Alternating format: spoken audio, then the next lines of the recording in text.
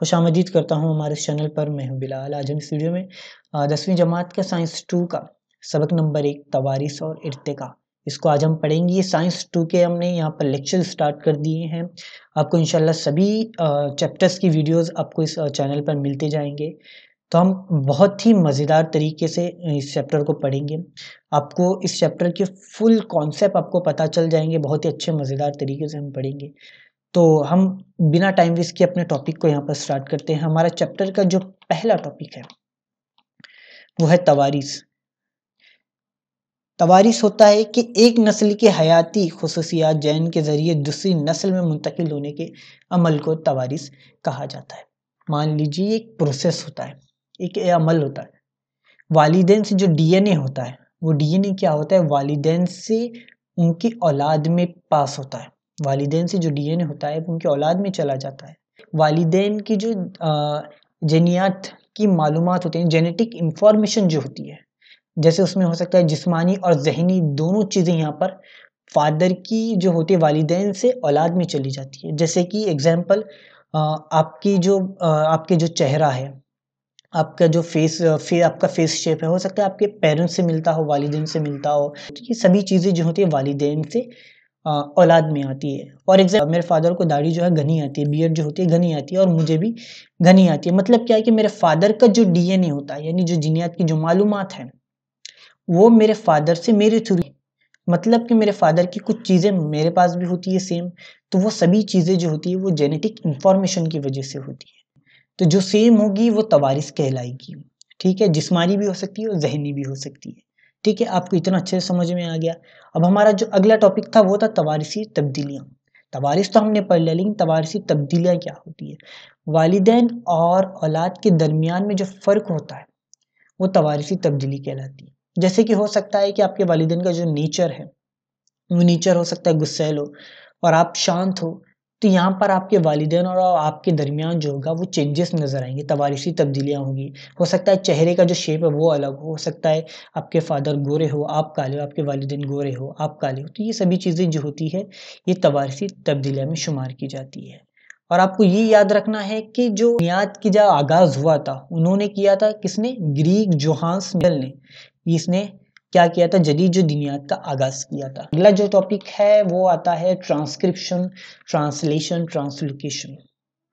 ठीक है, तो सबसे पहले हम ट्रांसक्रिप्शन पढ़ लेते हैं। डीएनए में मौजूद जैन जो न्यूक्लियोटाइड आरएनए की मदद से खुलिये के अफ़ाल में हिस्सा लेते हैं। आपको एक डायग्राम दिख रहा है, जितना भी ये न्यूक्लियोटाइड होते हैं, ठीक है, ये सभी जो है ये न्यूक्लियोटाइड होते हैं, आपको याद रखना है।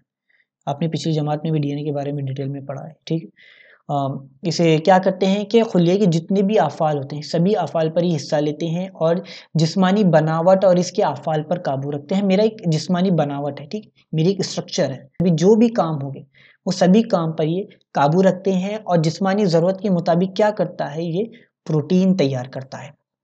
जो प्रोटीन तैयार होता है वो कैसे होता है, प्रोटीन जो तैयार होता है वो डीएनए की वजह से आरएनए के ज़रिए होती है।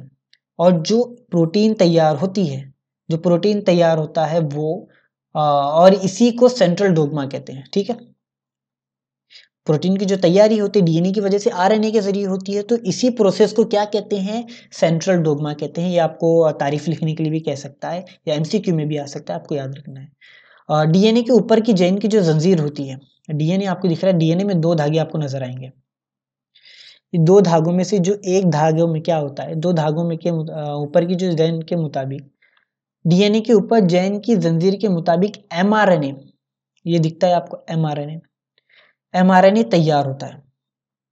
ठीक है, डीएनए के ऊपर की जो लकीर होती है उसके मुताबिक क्या करता है, एमआरएनए तैयार होता है। इसी के दरमियान क्या होता है कि डीएनए का जो एक धागा होता है, एक धागा इस्तेमाल होता है और इसमें क्या होता है, डीएनए के धागों पर जो मौजूद न्यूक्लियोटाइड होते हैं, ये आप मैंने कहा था कि जो नीचे आपको दिख रहा है कलर्स में, ये सभी न्यूक्लियोटाइड होते हैं। न्यूक्लियोटाइड होते हैं ये इस तरीके से तरतीब में रहते हैं कि एक दूसरे को ये तकमील करते हैं। इनकी जो तरतीब होती है न्यूक्लियोटाइड की वो इस तरह से होती है। ए जो होता है ये एडिनाइन होता है, और टी जो होता है वो थाइमन होता है, और सी जो होता है वो साइटोसिन होता है, और जी जो होता है वो ग्वानिन होता है। ठीक है, जब टी की जगह पर यानी थायमाइन की जगह पर क्या आ जाता है, यू आ जाता है, uracil, you for uracil, uracil आता है जब होता है आरएनए। ठीक है, यहाँ पर आरएनए तैयार होता है, ये आपको याद रखना है। जब भी इस तरतीब में हो, ATCG तरतीब में हो, तब क्या होगा, तब यहाँ पर डीएनए बनेगा। लेकिन जब थायमाइन के बजाय जब यूरासिल आता है तो एमआरएनए में, मैं इस एमआरएनए में बात कर रहा हूँ, इस एमआरएनए में जब एटीसी था, टी की मतलब थायमाइन की जगह अगर यूरासिल आ जाता है तब यहाँ पर आरएनए बनता है। ठीक है, जब आरएनए तैयार करने के इसी अमल को ट्रांसक्रिप्शन कहते हैं। ये आपको बहुत ही मजेदार और बहुत ही आसान तरीके से हमने समझा दिया। ठीक है, आई होप आपके समझ में आ गया होगा। हाँ, अगर आपको वीडियो पसंद आए तो लाइक कर देना, कोई भी क्वेश्चन हो कमेंट कर देना, मैं रिप्लाई जरूर दूंगा। तो हमारा अगला टॉपिक है ट्रांसलेशन। इसी का नाम सुन के ही आपको कुछ लग रहा होगा किसी चीज की यहाँ पर ट्रांसलेट हो रही है। ठीक, ट्रांसलेशन हो रही है, वो क्या होती है अभी आपको बताता हूँ कि खुलिये के मरकज में जो तैयार एमआरएनए होता है, एमआरएनए मतलब मैसेजर जो एमआरएनए होता है, वो क्या होगा, खुलिया माया में आता है और आते वक्त ये डीएनए पर एक इशारती पैगाम लेकर आता है। और ये पैगाम यानी जो कोड लेकर आता है, कोड एक लेकर आता है। जो एमआरएनए होता है वो खुलिया माया में जब आता है तब अपने साथ एक कोड लेकर आता है। ठीक है, डीएनए पर इशारती कोड लेकर आता है। इस पैगाम में अमीनो एसिड के लिए कोड होता है, ये अमीनो एसिड होता है, ये अमीनो एसिड होता है, अमीनो एसिड के लिए कोड होता है।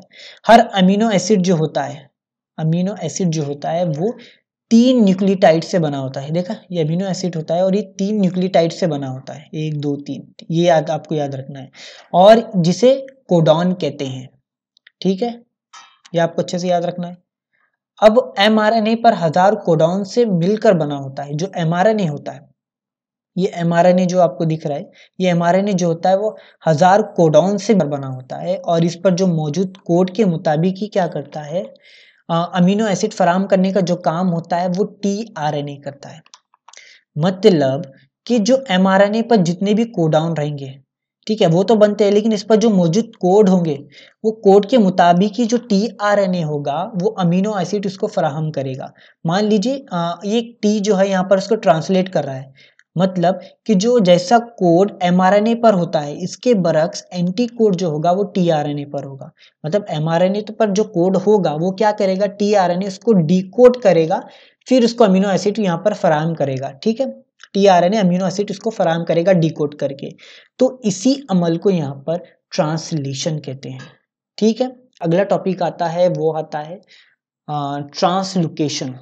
ट्रांसलोकेशन क्या होता है, ये देखिए कि टीआरएनए के जरिए लाए हुए अमीनो एसिड की जो पेप्टिटाइड जो बंदिश से जो जंजीर तैयार होती है, ये आपको जो जंजीर तैयार होती है टीआरएनए की जो जंजीर आप ऐसा बढ़ती जाएगी तो एक टीआरएनए की जंजीर तैयार होगी। वो जंजीर क्या होगी, इनके दरमियान जो होगा वो राइजोबोम यानी एमआरएनए के एक सिरे से दूसरे सिरे तक एक ट्रिपलेट कोडॉन के सरकते जाते हैं। जब आप टीआरएनए क्या करेगा, इतने अपने हिसाब से अमीनो एसिड लेकर आएगा जितनी इसको जरूरत होगी। जब टीआरएनए अमीनो एसिड इसको लेकर आता रहेगा तब क्या करेंगे, सरकते जाएंगे, जिसकी वजह से पूरी यहाँ पर जंजीर तैयार होती जाएगी। तो जब जंजीर तैयार होगी तो क्या होगा, एक ट्रिपलेट कोडॉन जो होता है सरकते जाएंगे और इसी अमल को यहाँ पर ट्रांसलोकेशन कहते हैं। ठीक है, ये भी आपको बहुत अच्छे समझ में आया।